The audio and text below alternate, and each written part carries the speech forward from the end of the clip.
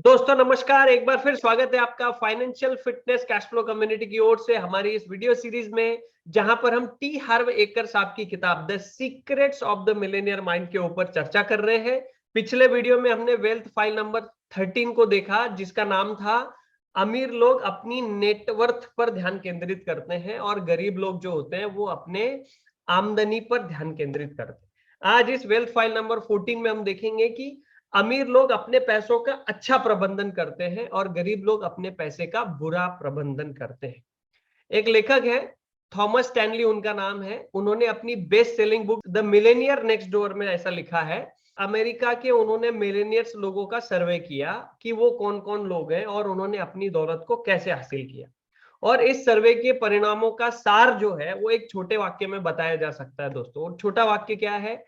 अमीर लोग अपने पैसे का प्रबंधन करने में माहिर होते हैं। वाह, कितनी बढ़िया बात है। एक बार फिर, अमीर लोग अपने पैसे का प्रबंधन करने में माहिर होते हैं। गरीब लोग अपने पैसे का बुरा प्रबंधन करते हैं, अमीर लोग अपने पैसे का अच्छा प्रबंधन करते हैं। दोस्तों, दौलतमंद लोग जो है गरीब लोगों से कुछ ज्यादा स्मार्ट नहीं होते, बस उनकी धन संबंधी आदतें जो है वो अलग होती है और वो मददगार भी होती है।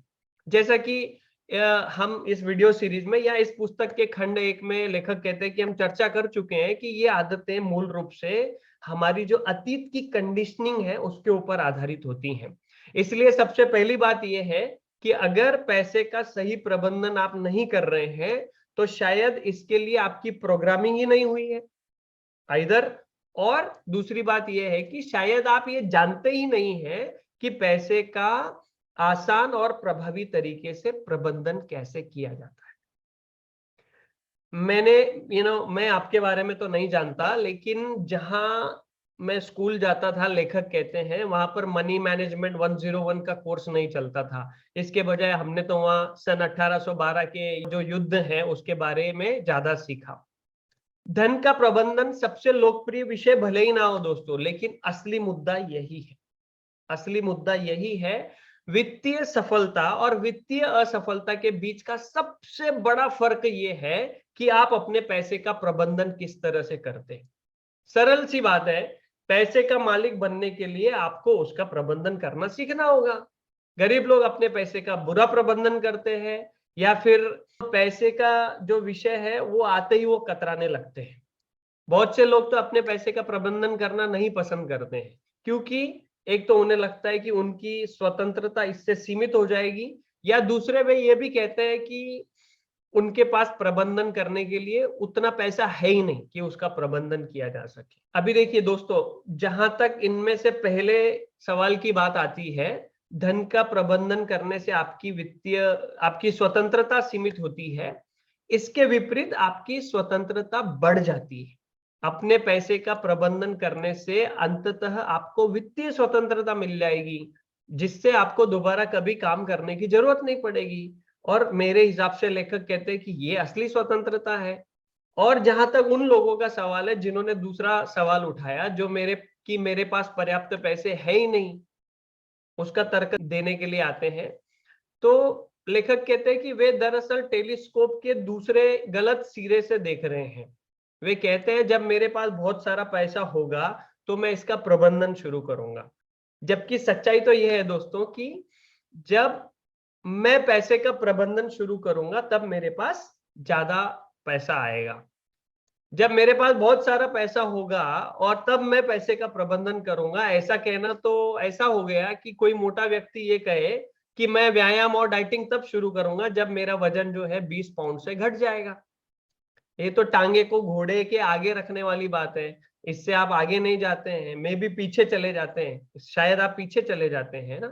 पहले अपने पास मौजूद पैसों का उचित प्रबंधन शुरू करें दोस्तों, फिर आपके पास प्रबंधन के लिए ज्यादा पैसा आ जाएगा। लेखक यहाँ पर और रोचक कहानियां भी बताते हैं। उनके मिलेनियर माइंड इंटेंसिव प्रोग्राम में वो कहानी बताते हैं और वो कहानी लोगों के दिलों तक पहुंचती है। आपके साथ भी शेयर की जा रही है। कल्पना कीजिए कि आप एक 5 साल के बच्चे के साथ घूम रहे हैं, सड़क पर घूम रहे हैं, और आपको एक आइसक्रीम स्टोर दिखता है और बच्चा कहता है कि मुझे आइसक्रीम चाहिए। आप उसको अंदर लेके जाते हैं आइसक्रीम स्टोर में और वहां पर कप वाली आइसक्रीम अवेलेबल नहीं है, तो आप क्या करते हैं, एक कोन खरीद के उस कोन के ऊपर आइसक्रीम का एक स्कूप दिलवा देते हैं बच्चे को, और फिर आप उस स्टोर से बाहर निकल जाते हैं। अब चलते चलते क्या होता है कि बच्चे के हाथ छोटे हैं, उन छोटे हाथों से वो डगमगा के जो कोन है वो नीचे गिर जाता है, और नीचे गिर जाता है तो जो आइसक्रीम है वो गिर के फुटपाथ पे गिर जाती है, यानी खराब हो जाती है वो। तो फिर खराब हो जाती है तो अब आप क्या करेंगे? बच्चा रोने लगता है, वो कहता है कि मुझे तो और चाहिए आइसक्रीम। आप फिर से उस आइसक्रीम स्टोर में जाते हैं और जैसे ही आप उस आइसक्रीम स्टोर में अंदर दाखिल होते हैं, और ना वो बच्चा एक रंगीन साइन बोर्ड को देखता है जिसके ऊपर एक तस्वीर लगी है, और उस तस्वीर में एक कोन के ऊपर 3 स्कूप लगे हुए हैं, और बच्चा वो तस्वीर की ओर इशारा करके रोमांच से चीखने लगता है, मुझे तो यही कोन चाहिए। अब यहाँ पर एक सवाल है दोस्तों, आप दयालु हैं, प्रेमपूर्ण हैं और उदार हैं, इसलिए बच्चे को 3 स्कूप वाला कोन दिलवा देते हैं, ठीक है ना? आप शुरुआती प्रतिक्रिया आपकी ऐसी हो सकती है, बिल्कुल। बहरहाल लेखक कहते हैं कि जब एमएमआई हमारे प्रोग्राम में ये सवाल पूछा जाता है और इसके ऊपर गहराई से विचार किया जाता है, तो ज्यादातर प्रतिभागी जो है वो नो में उत्तर देते हैं। क्यों? क्योंकि वे बच्चे को असफल नहीं करना चाहते हैं। जो बच्चा एक स्कूप को नहीं संभाल सकता आइसक्रीम के, वो बच्चा 3 स्कूप को भला कैसे संभाल पाएगा? और यही ब्रह्मांड और आपके और हमारे मामले में भी सच है दोस्तों। हम एक दयालु और प्रेमपूर्ण ब्रह्मांड में रहते हैं, और नियम ये है, जब तक आप ये नहीं दिखा देते कि अपने पास की चीजों को संभाल सकते हैं, तब तक आपको और ज्यादा नहीं मिलेगा। वाह! दौलत का सिद्धांत इतना बढ़िया है कि मैं इसको फिर से एक बार दोहराना चाहता हूं। जब तक आप ये नहीं दिखा देते कि आप अपने पास की चीजों को संभाल सकते हैं, तब तक आपको और ज्यादा नहीं मिलेगा। पहले आपको छोटी धनराशि का प्रबंधन करने की आदत और योग्यता को हासिल करना होगा, तभी आपको बड़ी धनराशि मिलेगी। याद रहे, हम आदतों के गुलाम हैं दोस्तों, इसीलिए पैसे का प्रबंधन करने की आपकी आदत धन की मात्रा से ज्यादा महत्वपूर्ण होती है। एक बार फिर, दौलत का सिद्धांत है ये भी, पैसे का प्रबंधन करने की आपकी आदत धन की मात्रा से ज्यादा महत्वपूर्ण होती है। तो आप अपने पैसे का प्रबंधन कैसे करते हैं? लेखक कहते हैं कि एमएमआई सेमिनार में हम इसकी विधि सिखाते हैं, ओके। और इस विधि के माध्यम से कई लोगों को आश्चर्यजनक परिणाम मिले हैं, और आश्चर्यजनक रूप से वो सरल और प्रभावी धन प्रबंधन की इसको विधि मानते हैं। इस किताब में या इस वीडियो में इस विधि को पूरी तरह से इसका पूरा विवरण देना संभव नहीं है, लेकिन लेखक कहते हैं कि मैं कुछ शुरुआती स्टेप्स आपको बता सकता हूं जिससे आप शुरुआत कर सकते हैं, है ना? तो ये मूलभूत बातें हैं, लेखक का कहना है, जो वो आपको बताना चाहते हैं। तो उनका क्या कहना है? एक अलग बैंक खाता खोलिए और इसे वित्तीय स्वतंत्रता खाता कहें। अपनी आमदनी का 10% हिस्सा इसमें डाल दें। ये पैसा सिर्फ निवेश और निष्क्रिय आमदनी की धाराओं को खरीदने के और उनको बनाने के लिए इस्तेमाल किया जाएगा। लेखक का कहना है कि ये जो खाता है आपके लिए सोने की मुर्गी बनाता है, जो निष्क्रिय आमदनी का सोने का अंडा देती है। और आप इस पैसे का खर्च कब करेंगे? कभी नहीं। इसे कभी खर्च नहीं करना है, इसका सिर्फ निवेश करना है। आप जब रिटायर हो जाएंगे तब इस खाते से होने वाली जो आमदनी है उसका खर्च करेंगे, लेकिन मूल धनराशि को आप कभी भी खर्च नहीं करेंगे। इस तरह से पैसा हमेशा बढ़ता रहेगा और कभी आप दिवालिया नहीं होंगे। अब इधर भी लेखक कुछ कहानियां बताते हैं उनके प्रतिभागियों की। हाल ही में उन्होंने बताया कि मेरी एक विद्यार्थी है, एम्मा नाम है उसका, उसने एक कहानी सुनाई लेखक। 2 साल पहले एम्मा खुद को दिवालिया घोषित करने वाली थी। वो ऐसा करना तो नहीं चाहती थी, पर वो इतने कर्ज में डूबी हुई थी कि उसके पास कोई दूसरा विकल्प ही नहीं था, और वो इतने कर्ज में थी कि उसको संभाल नहीं सकती थी। फिर उसने एमएमआई में भाग लिया, लेखक का कहना है, और धन प्रबंध के तंत्र के बारे में उसने सीखा। तो एम्मा ने कहा, अच्छा तो ये बात है, मैं इस झमेले से इस तरह बाहर निकलूंगी। सभी की तरह एम्मा को भी हमने पैसे का कोई अलग अलग पैसे को अलग अलग खातों में डालने के लिए कहा। उसने सोचा ये दिख तो बहुत बढ़िया रहा है, लेकिन मेरे पास बांटने के लिए पैसा ही नहीं है। क्योंकि एम्मा कोशिश करना चाहती थी, इसलिए उसने क्या किया, $1 प्रति माह, हर महीने $1 की धनराशि को खातों में बांटा। हाँ, आपने सही सुना, प्रति माह $1। तो लेखक कहते हैं कि हम जो विभाजन की विधि सिखाते हैं उसका प्रयोग करते हुए उसने 10 सेंट, उस $1 में से 10 सेंट वित्तीय स्वतंत्रता के खाते में डाल दी। उसने सबसे पहली बात ये सोची दोस्तों कि मैं 10 सेंट प्रति माह से वित्तीय रूप से स्वतंत्र कैसे हो सकती हूँ। इस पर उसने हर महीने उस डॉलर को दुगना करने का निर्णय लिया। अगले महीने उसने $2 विभाजित कर दिए, फिर तीसरे महीने उसने $4 कर दिए, फिर अगले महीने उसने $8 कर दिए, फिर उसके अगले महीने $16 कर दिए, फिर $32 कर दिए, फिर $64 कर दिए।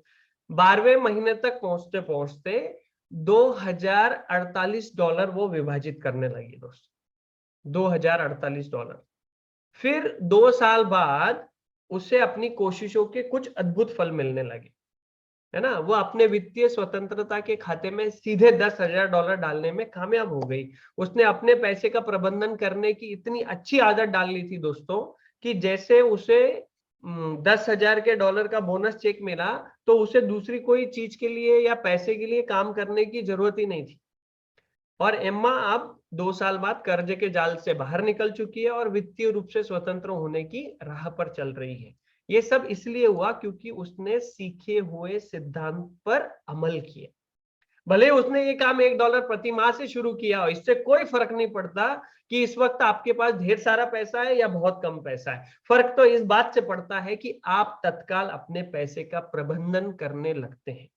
आपको हैरानी होगी दोस्तों कि आपको कितनी जल्दी और कितना पैसा मिल जाएगा।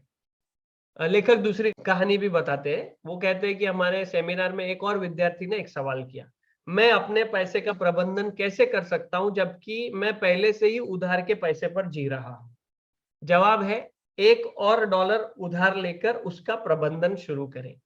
भले ही आप उधार पर चल रहे हो या हर महीने आपको बहुत कम पैसा मिलता हो, लेकिन आपको उस पैसे का प्रबंधन करना चाहिए, क्योंकि यहाँ पर भौतिक जगत से भी ज्यादा बड़ा सिद्धांत काम कर रहा है। ये एक आध्यात्मिक सिद्धांत है।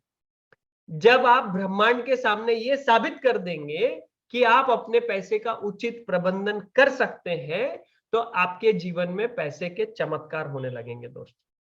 वित्तीय स्वतंत्रता बैंक खाता खोलने के अलावा अपने घर में एक वित्तीय स्वतंत्रता पात्र भी रखें दोस्तों, और हर दिन उसमें पैसे डालें। ये राशि $10 हो सकती है, या $5 हो सकती है, $3 हो सकती है, $1 हो सकती है, या एक सिक्का हो सकती है, या ये आपकी सारी चिल्लर हो सकती है।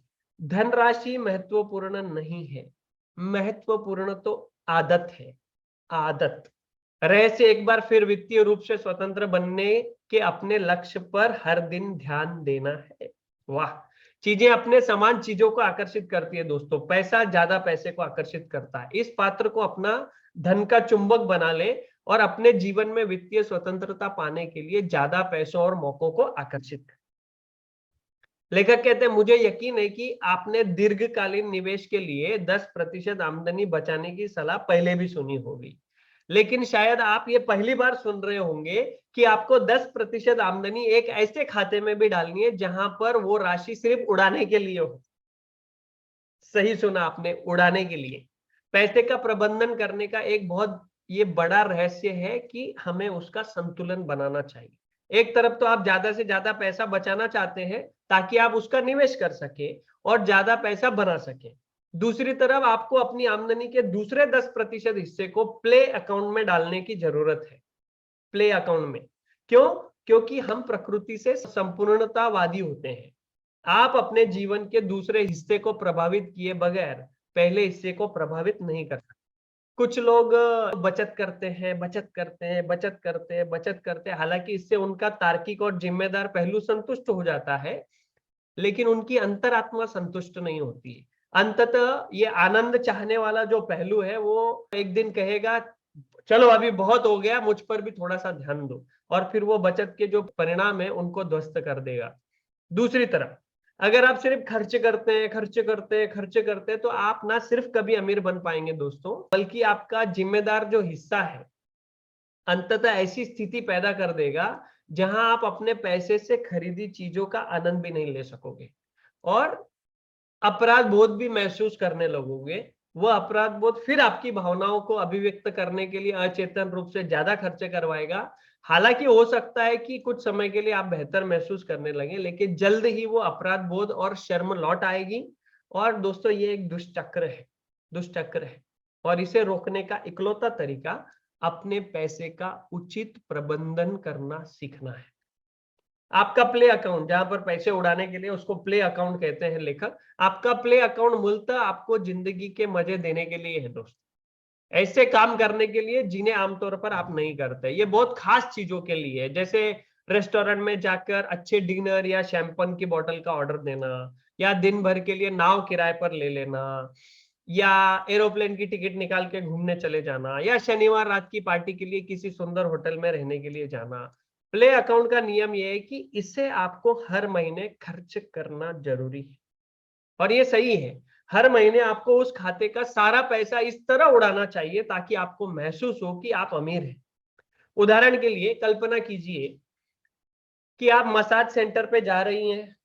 अभी महिलाओं के बारे में उन्होंने लिखा कि मसाज सेंटर पर जा रही हैं और दो प्रोफेशनल मसाज सेंटर को अपने जो प्ले अकाउंट के सारे पैसे वो उनके काउंटर पे रख रही हैं और उनको बोल रही हैं कि मैं आप दोनों से मसाज करवाना चाहती हूँ, हॉट रॉक्स और ककड़ियों के साथ, है ना, और उसके बाद मेरे लिए शाही लंच मंगवा दें।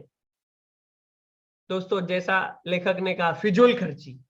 हम में से ज्यादातर लोग अपनी बचत योजना पर तभी चल पाएंगे जब हम मौज मस्ती की योजना से इसका संतुलन बना लेंगे, जो हमें अपनी कोशिश के लिए पुरस्कार देगी। आपका प्ले अकाउंट आपकी पाने वाली जो मांसपेशी है उसको मजबूत करने के लिए भी तैयार किया गया है। ये पैसे के प्रबंधन को बहुत मजेदार बना देता है दोस्तों। प्ले अकाउंट और वित्तीय स्वतंत्रता खाते के अलावा लेखक आपको और 4 अन्य खाते खुलवाने की सलाह भी देते हैं। ये कौन से 4 खाते हैं? पहला है, खर्च करने के लिए अपने दीर्घकालीन बचत खाते में 10% रखें, शिक्षा खाते में 10% रखें, आवश्यकता खाते में 50% रखें और दान के खाते में 10% रखें। दोस्तों, गरीब लोग सोचते हैं कि आमदनी ही सब कुछ है। वे मानते हैं कि अमीर बनने के लिए आपको बहुत सारा पैसा कमाना पड़ता है। एक बार फिर कहता हूं दोस्तों, ये विचार घटिया घोड़े की घटिया लीद के अलावा कुछ नहीं है। सच्चाई तो यह है कि अगर आप अलग अलग खातों की योजना के हिसाब से अपने पैसे का प्रबंधन करते हैं तो आप तुलनात्मक रूप से कम आमदनी के बावजूद आर्थिक दृष्टि से स्वतंत्र बन सकते हैं। अगर आप पैसे का बुरा प्रबंधन करते हैं तो आप आर्थिक दृष्टि से स्वतंत्र कभी नहीं बन पाएंगे, चाहे आपकी आमदनी कितनी भी ज्यादा क्यों ना हो दोस्तों। इसलिए ऊंची आय वाले कितने ही ज्यादा प्रोफेशनल अगर आप देख लें, डॉक्टर्स, वकील, खिलाड़ी, यहाँ तक कि अकाउंटेंट्स भी मूलतः कड़के होते हैं, क्योंकि महत्वपूर्ण सिर्फ यह नहीं है कि अंदर कितना आता है, महत्वपूर्ण तो यह है कि आप अंदर आने वाली आमदनी का करते क्या है। वाह! यहाँ पर दोस्तों एक और कहानी बताते हैं लेखक कि वे कहते हैं कि हमारा एक प्रतिनिधि था जॉन। जॉन ने मुझे बताया कि जब उसने पहली बार धन प्रबंधन के बारे में सीखा तो उसने सोचा कितना बोरिंग काम है, कोई इस नीरस काम में अपना कीमती समय क्यों लगाना चाहेगा। फिर बाद में सेमिनार के दौरान आखिरकार ये उसको एहसास हो गया कि वह किसी दिन आर्थिक दृष्टि से स्वतंत्र होना चाहता है, खास तौर पर जल्दी। इसलिए उसे अब अमीर लोगों की तरह अपने पैसे का प्रबंधन करना ही होगा, सीखना ही होगा। और जॉन को ये एक नई आदत डालनी थी जो निश्चित रूप से उसके लिए स्वाभाविक नहीं थी।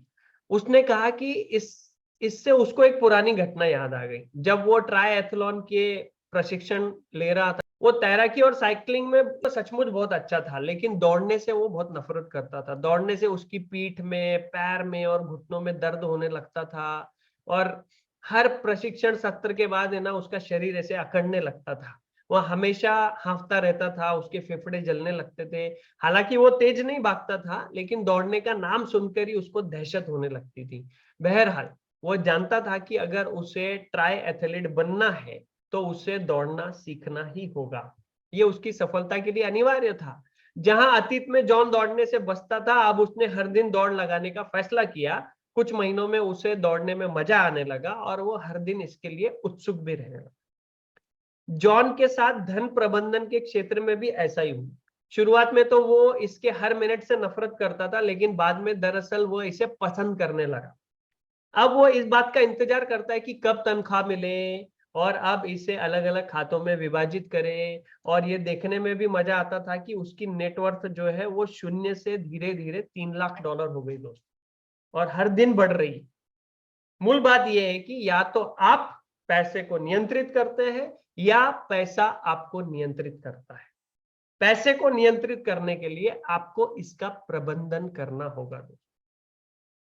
लेखक कहते हैं, मुझे अच्छा लगता है कि जब सेमिनार में निकलने के बाद लोग बताते हैं कि अपने पैसे के सही प्रबंधन शुरू करने के बाद वे धन, सफलता और स्वयं के बारे में कितना ज्यादा आत्मविश्वास महसूस करने लगे। सबसे अच्छी बात यह है कि आत्मविश्वास उनके जीवन के दूसरे हिस्से में भी पहुंच जाता है और उनकी खुशी, उनके संबंधों, यहाँ तक कि उनकी सेहत को भी बढ़ाता रहता है। पैसा आपके जीवन का एक बड़ा हिस्सा है दोस्तों, और जब आप सीख जाते हैं कि आप अपनी वित्तीय स्थिति को नियंत्रण में कैसे रख सकते हैं, और आपके जीवन के सभी क्षेत्र फिर हवा से बात करने लगेंगे। वाह, कितना अद्भुत चैप्टर था दोस्तों ये। अभी घोषणा करने का वक्त है। अपने दिल पर हाथ रखिए और कहिए, मैं बेहतरीन धन प्रबंधक हूं। मैं बेहतरीन धन प्रबंधक हूं। मैं बेहतरीन धन प्रबंधक हूं। I have a millionaire mind. I have a millionaire mind. I have a millionaire mind. तो दोस्तों, जैसे कि हर चैप्टर के बाद लेखक कुछ गतिविधियां देते हैं, तो यहाँ पर भी कुछ गतिविधियां दी गई हैं। 4 गतिविधियां हैं, बड़ी आसान लेकिन करने में बड़ी मुश्किल। और आपने अगर ये कर दिखाया तो वित्तीय स्वतंत्रता की ओर आपका एक कदम अग्रसर हो जाएगा। पहली गतिविधि है, अपना वित्तीय स्वतंत्रता अकाउंट खोलें और अपनी 10% आमदनी इस खाते में डालें। इस पैसे को कभी खर्च नहीं करना है, इसका सिर्फ निवेश करना है, ताकि आपको रिटायरमेंट के बाद निष्क्रिय आमदनी मिलती रहे। दूसरा, अपने घर में एक वित्तीय स्वतंत्रता पात्र रख लें और हर दिन उसमें पैसे डालें। ये राशि $10 हो सकती है, $5 हो सकती है, $1 हो सकती है, या एक सिक्का भी हो सकती है। एक बार फिर आपका ध्यान अपनी वित्तीय स्वतंत्रता पर केंद्रित रहेगा, और जिस चीज पर आपका ध्यान होगा वो वहां पर आपको परिणाम नजर आने लगे। तीसरी गतिविधि जिसमें आप अपनी का 10% हिस्सा रखेंगे, वो है आपका प्ले अकाउंट। या तो प्ले अकाउंट खोल लीजिए या तो घर में प्ले अकाउंट बॉक्स रख लीजिए, उसमें आमदनी का 10% हिस्सा डालिए। और प्ले अकाउंट और वित्तीय स्वतंत्रता खाते के अलावा 4 और अकाउंट आपको खोलने, उसमें ये राशि आपको देनी है। खर्च करने के लिए अपने दीर्घकालीन खाते में 10%, शिक्षा खाते में 10%, आवश्यकता खाते में 50% और दान के खाते में 10%। और चौथी एक्टिविटी उन्होंने कही कि आपके पास जितना भी पैसा हो, इसी समय उसका प्रबंधन शुरू कर दें। एक दिन भी इंतजार ना करें, भले ही आपके पास $1 हो, उस डॉलर का प्रबंधन करें। इसमें 10 सेंट निकालकर अपने वित्तीय स्वतंत्रता अकाउंट में डालें, 10% प्ले अकाउंट में डालें। और सिर्फ ये छोटा सा काम दोस्तों ब्रह्मांड को ये संदेश भेज देगा कि आप ज्यादा पैसे के लिए तैयार हैं। और जाहिर है, अगर आप इससे ज्यादा पैसे का प्रबंधन कर सकते हैं तो अवश्य करें। दोस्तों, मेरा नाम जगदीश भगत है और financial fitness cash flow community की ओर से, जहां पर हमारा मिशन आपको स्टॉक मार्केट में ऑप्शन ट्रेडिंग और ऑप्शन सेलिंग के माध्यम से पैसिव इनकम जनरेट करने के लिए मदद करना है। और अगर आपको ये वीडियो पसंद आया तो जरूर नीचे दी गई लिंक से हमारे व्हाट्सएप ग्रुप में जुड़े, जहां पर हम आपको अपनी आगामी वेबिनार के बारे में जानकारी देते रहेंगे। और इस वीडियो को देखने के लिए आपका बहुत बहुत धन्यवाद।